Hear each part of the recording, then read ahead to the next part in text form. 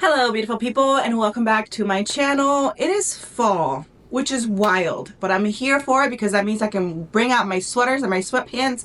I have like 100 of them each. But with that being said, we're actually going to speak about the books that I read in the month of August. I had a good reading month. Out of my TBR, I didn't read 4 of them, so I feel like that's a win in my book.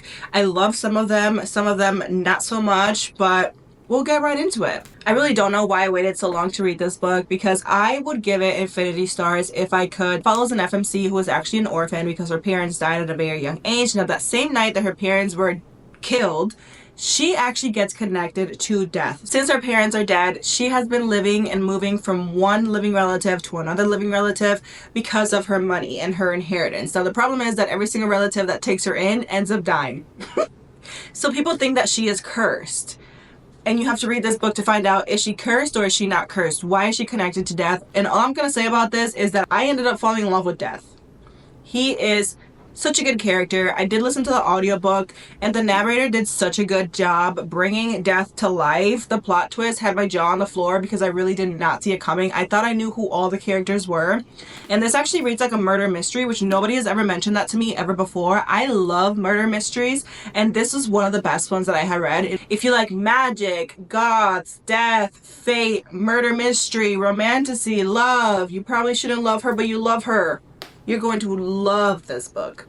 I did end up reading When the Moon Hatched, and this is another romantasy. Now, this is a new adult romantasy, so it is an open doors. The FMC for this book is a secret assassin, and she is sent on a job, but things go wrong during her job, and she actually gets taken prisoner and brought in front of the king or the judges to rule out, okay, are we going to just give her a punishment, or is she going to be unalived? And when she is being put on trial, she ends up meeting this man who knows that who she is, but she doesn't know who he is. And she pretty much has to like partner up with him to survive from being killed. Now this book does have dragons in it. It has a magical system. It does also have memory loss, which I didn't know that. If you're scared of the size of it, I would say read it on Kindle Unlimited. I really wasn't a fan of the audiobook because the world building is very intense for the first 100 pages, but it does have a glossary at the beginning of the book that gives you pretty much like everything that you need to know. So because of that is why I didn't really enjoy the audiobook. They use different words for things like day and night and dinner and shower and bathroom and sleeping. They make up their own words. So if you're listening to the audiobook and they're saying like, oh, have a nice day, and there's, oh, have a nice day, you're like, what are they saying? So because of that, I would suggest to actually read this book, and I feel like you're gonna have a much better experience if you read it. I did also read Starling House, and this book gives Highway to Hell a whole new meaning. In this book, our FMC needs a job because she is trying to give her brother the life that she never had because she lost her mother at a very young age. Well, they lost their parents at a very young age. And she ends up working at this very creepy house in their hometown that everybody's like, stay away from that house. You don't want to go close to it because things happen to the owners of the house. She doesn't listen to everybody that's telling her to stay away from the house because something is calling her to go towards the house, and she actually gets a job there like as a housekeeper cleaning up the house, and she finds a door to the basement that the owner is like, stay away from that door, and the owner is also very grumpy. So she's like, there's a lot of secrets here that I feel like I need to discover because something is pushing her to discover what's going on. I did end up giving this book a 3 out of 5. I feel like there was certain things about it that I did enjoy. Other things could have been developed a little bit more, but overall the storyline was there. It just wasn't as entertaining as I had hoped. Elliot Bloom is built differently. He's like a rare collector's edition type of man. Emma is a florist, and she's actually hired to bring to life the wedding of the century. Now, she has been running her own business ever since she left the company that she was working for. And the people that want her to do their wedding is like, I know a florist that you should work with. We want you to work with him because he's a friend of the family. And they bring her to Ellie's store. And Ellie is actually her ex. They broke up on very bad terms and she's very heartbroken from it. So they have to see each other after not seeing each other for a few years. And Elliot just looks at her like he wants nothing to do with her. So Amma is like, I don't know if we're going to be able to work together. And he's like, no, we're going to work together. This book had me in my feelings the entire time. I loved everything about it. This book does jump between the past and the present, which I enjoyed. I didn't really like her past self as much as her present self. So because of that, I did give it a 4 out of 5. But I did enjoy the story, and I would definitely recommend it to other people that look for books with a second chance romance trope. The Book That Wouldn't Burn and The Book That Broke the World are my absolute favorite reads from the month of August, and I'm so happy that I did. Even if they're thick, that's fine. So these books do focus on time traveling, and I had no idea that it did. Imagine if you were able to go into a library with your favorite book and walk into your favorite book and then live in it. Who wouldn't want that? I would, and that is the premise of the story. This book does follow the two main characters of Lavera and Avar. Now, Lavera was taken from her home at a very young age, and she finds herself in this small town that is actually built surrounding a library to protect it from other people. The library has been around since Earth was created, so you can find any book in there. Like, think of a book and think of whatever you want to learn. It could probably be in that library. Now, the library is magical because, like I said, there's a mechanism. You could take a favorite book in there and you could start living in the book. But there's other things that happen when you're in the library. So Lavera, she finds herself in this town. She finds this library and she's like, I need to know more about this library, because she doesn't know how to read, but she loves books and the whole aspect of a book being able to take you to a different place mentally. So she begins to learn everything that she can about this library, and she actually finds Avar, who is trapped within the library and has been trapped in there for a very long time. The plot twists in this story hit you left and right. Like, there's not just one plot twist or two or three. There's like 7 of them. The world building is phenomenal. The characters are well written. The character development is fantastic. It's very easy to follow along, in my opinion. I have nothing bad to say about these books. I loved it. Took my brain on an adventure of a lifetime, and I will probably recommend these for the rest of my life. These are probably the best books that I've ever read. I also read One Last Step this month, and this book also focuses on time traveling. Now, I feel like if I would have read this book before reading the book That Wouldn't Burn, I would have actually rated it a little bit higher, but because the book That Wouldn't Burn is just so fantastic when it comes to time traveling, this one focuses on the same thing, but it didn't have the same delivering that it did. So because of that, I did end up giving it a 3 out of 5.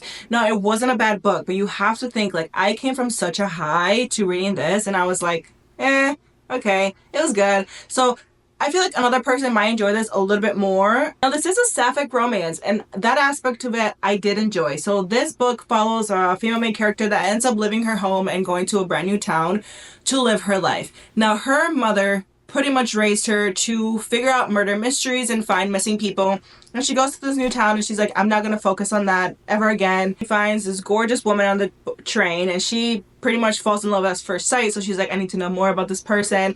But the problem is that this person doesn't really want to get to know her on the same level that she thinks. So she starts to spend more time on the train just to be able to get a glimpse of Jane and spend more time like in her aura and environment. Even though she said she was never going to investigate a murder mystery ever again or find a missing person, she uses those same skills to try to help Jane figure out where she is in time. I also read Daydream by Hannah Grace. This book did disappoint me, and I loved Wildfired and Icebreaker, and this book just didn't have the development that I had hoped. I loved this up to the 60% mark. It follows Henry, which we have all been waiting for Henry's book, and Hale. So Henry is the captain of the hockey team since Nate ended up leaving to play professionally. Because of all the responsibility that has dropped upon his shoulders, he is actually not doing too good in one of his classes. So he ends up running into Hale, and she's like, oh, I actually had that professor before. I loved his classes, so I will be more than happy to help you do what you can to pass.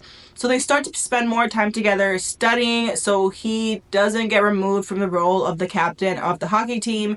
And then Hale has other things in her life that she is trying to experience and live a little bit more because she lives for everybody else and not for herself. Now, what I didn't really enjoy was the fact that the ending just felt really rushed. Both of the characters had something huge that they had to overcome. And there were both things that I feel like people could relate to when it comes to Henry and Hale. I really did like their characters a lot. I just feel like we didn't really spend that much time with them. We spent a lot of time focusing on the characters from Wildfire and Icebreaker and not as much of the characters from this book, which is crazy because it's their book. So that's the one thing I just didn't really enjoy about it. I was really disappointed, and that was heartbreaking for me because I love the Maple Hill series. This one just did not live up to the expectation for me, so I'm really bummed out about it. I ended up giving it a 2 out of 5. Yeah, I did a reading vlog, like a 24-hour readathon, and you can even see as I'm reading it along, I'm like, oh, it's going to be a 5-star, it's going to be a 4, it's going to be a 3, and I'm like, it's going to be a 2. So you win some and you lose some. It is what it is. I also read Such Pretty Flowers, and I gave this book a 1 out of 5. I've never read a book with a character that's less self-aware than the one in this one. So the FMC in this book ends up losing her brother, who was dealing with depression, and everybody believes that he ended up taking his own life. But when she meets the girlfriend for her brother, who is now deceased, she believes that his girlfriend had something to do with her brother's passing. So she tries to get closer to his girlfriend to figure out, okay, did you actually have something to do with my brother's murder, or did you not? Now, the reason I said this character is really, really dumb, I would say she's really, really dumb, not really that self-aware, is because from the very beginning, you could tell what happened to her brother. You could tell from like chapter 2 who was actually at fault for her brother's passing. And she puts herself in the lion's den. And it's like, oh no, it's fine. Look, if it was me and I knew that somebody offed my sibling, I would do everything that I can to figure out the truth, of course, but none of the own expense of my life. I wish I would have never read this book. I should have probably DNF'd it, to be very honest with you. It almost put me in a reading slump, and I'm glad that it didn't, because I was reading the book that wouldn't burn. It had been a while since I read a Tessa Bailey book, so I ended up picking up Secretly Yours, and I'm glad that I did, because I just needed kind of like a cutesy romance to read in between all the heavy world buildings that I read in the month of August. And I'm not mad that I read it. I just feel like there's some things about it that I would change, but again, I'm not the author, I'm not a writer, I can't write a book, so I'm just here to give you my review about it. FMC for this book is a florist, but she's also dealing with the loss of her grandmother that she loved very dearly. So because of that, her life is kind of like up in shambles. The only thing that focuses her is working on people's gardens and making beautiful floral arrangements, but she doesn't really see her potential because the one person that helped her be on time to things, make sure that she made a list to get things done, was her grandma. So her life is currently not where she wants it to be, because she's like, if I try to do what I was doing before my grandma's passing, then she really has to accept that her grandma is no longer with her. So she is just chaos incarnate, walking around, and then she ends up meeting the MMC. The MMC is somebody that she used to love back in the day when she was in high school, but he is much older than her, and when he returns back home, she does everything that she can to be in his space. And at first, he's like, I want nothing to do with this person, but as time goes on, he begins to realize that the way that she is and how carefree that she is helps him come out of his own shelf and try to let go from past trauma that he has been holding on to for dear life. Now, this book is just gonna make you feel good. Don't look too deeply into the plot. There were some things about this book that were kind of cringeworthy to me, and one of it is like when the FMC wants to change for the man so she could be a better person to have him love her. Girl, if you don't throw that man out, you do not have to change for anybody, whether it's a loved one, a friend, a boyfriend. You be you at the end of the day. But that's the only complaint I have to say about this book. Overall, it was okay. I did end up reading The Baller by V. Keelan. Now, I could have honestly lived without reading this book. It was okay, but I really should have just called it quits while I could. I don't remember much about the story. The only thing that I remember is that the FMC is a newscaster, and she has been doing everything that she can to be respected in her field. One day, she is interviewing a football player, and while she is trying to interview him in the locker room, he ends up dropping his towel. So then she has to focus between interviewing this man or looking at his junk. When I first read this book and that was the blurb, I was like, oh, this is gonna be a really good book. That's such a great, interesting start to the story, but that's literally what the entire story focuses about. It's just them banging multiple times. And I have nothing wrong with a spicy book. I love me my spicy books. The spicier the better. But it just felt like there really wasn't a plot here. I didn't like anything about it, to be very honest with you. I didn't laugh. I didn't cry. No, this book is not my cup of tea. Would I try another book by this author? Definitely. I'm not putting this author on my DNR list. I just feel like this book was not it for me. I also read Twisted Obsession by S. Massery. So this is book 4 in the series, and it did surround itself around an amnesia trope. I have grown to learn that I really do not care for amnesia tropes, which is sad, because I feel like I really could have enjoyed this book. The FMC for this book had a tragic accident that caused her to lose her memory. Now, she was a teacher and she had an entire life that she was living, but because of her accident, of course, she had to start fresh. And there was somebody that she was in love with, but because she had a tragic accident, she ended up leaving him behind, and he thought that she just upped and left him and ghosted him. So this man has been trying to find her for a very long time, and then when he does end up finding her, he's like, I'm never letting go of you ever again. And because he is the only person that seems to know her and have answers about who she was before she lost her memory, Melody is like, I need to spend more time with this man so he can actually help me remember who I was. I have mixed feelings about this book, because it's not that I didn't like the characters, it's more of the fact fact that the storyline just wasn't really that intriguing to me. Like, yeah, she lost her memory and he was trying to help her regain her memory. But when it came to the reason behind her losing her memory, I was like, really?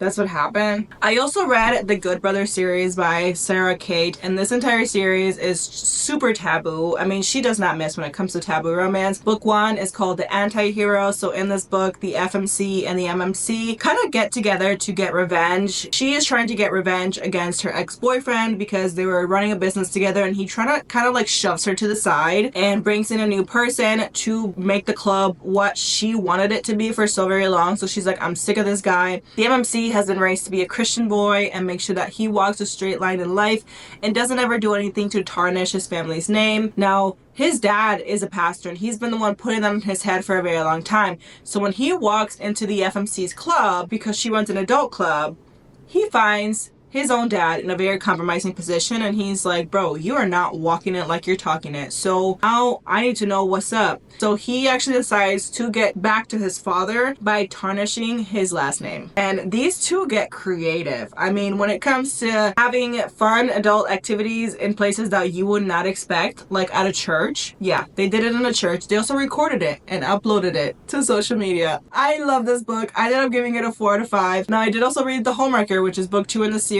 and I love this one. This is my absolute favorite from the entire series. This book follows a married couple, and they actually have a child. They're both living the right life when it comes to like their religion and making their families proud, but they're trying for another child and they're having fertility issues, and because they're having such a hard time getting pregnant again, it's taking a very negative impact on their sex life. There is somebody that comes back into the MMC's life who he remembers from when he was younger, and they actually did not live up on good terms.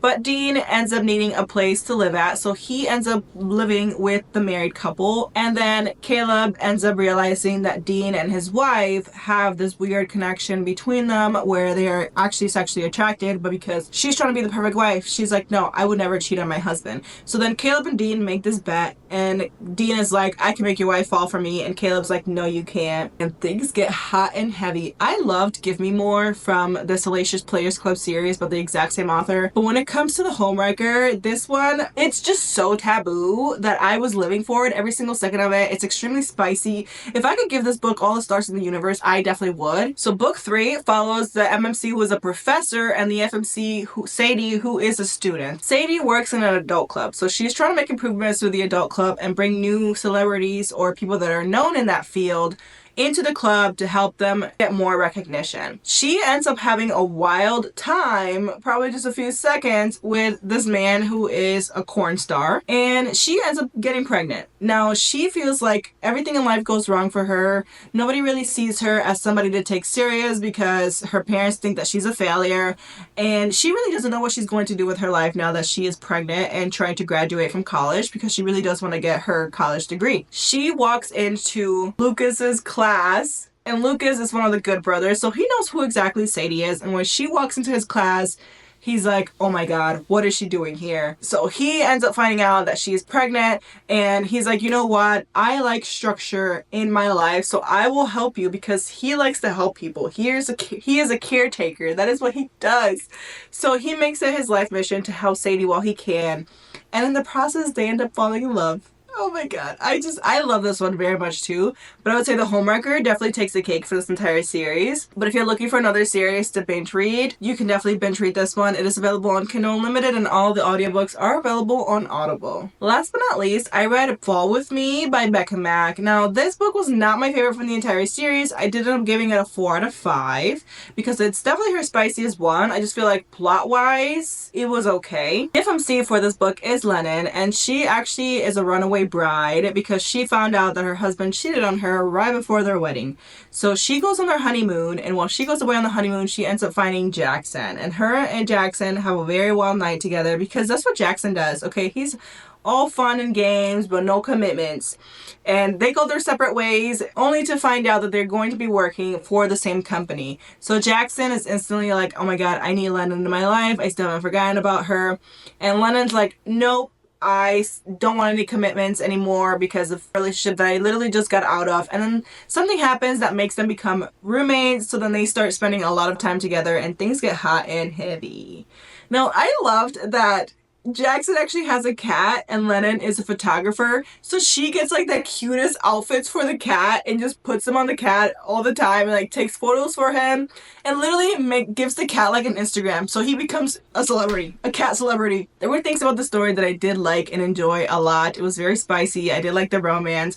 Overall, the plot was just not my favorite. Like it did start out very strong, but at the ending I was like, okay, I'm ready for this book to be over. So that's why I ended up giving it a 4 out of 5. It's just not my favorite from the entire series, but this entire series is one that I hold very dearly to my heart, and I cannot wait to see what she does next. Thank you so much for watching my video and supporting my channel. Please make sure to hit that like and subscribe button so you can be notified the next time that I post a video, and I will be back soon with more bookish content. Goodbye!